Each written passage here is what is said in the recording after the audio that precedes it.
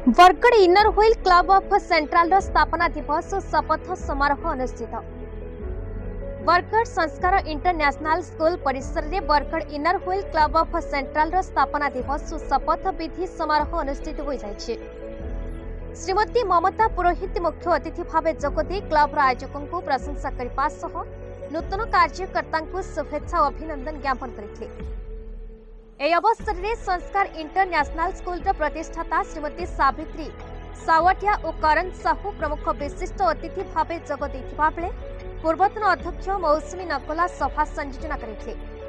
यह अवसर में क्लब आगामी सत्र पर विभिन्न कर्मकर्ता चयन कर भावना अग्रवाल अध्यक्ष मनोनीत होता बेले संपादक अफसाना लोधिया, सह संपादक पिंकी बगटी, कोषाध्यक्ष श्वेता मित्तल, आईएसओ पूजा अग्रवाल, संपादक किरण कांसल प्रमुखों को शपथ पाठ कर 7 जन नूतन सदस्य ही कार्यक्रम में सामिल होता बेले 2 जन गरीब पिला मागणार साइकेल प्रदान कर क्लबर नवनिर्वाचित अध्यक्षा भावना अग्रवाल क्लब पर निष्ठार सह कार्य करने सहित विशेषकर महिला प्रगति पर स्वतंत्र ध्यान देवे अभिभाषण में उल्लेख करते।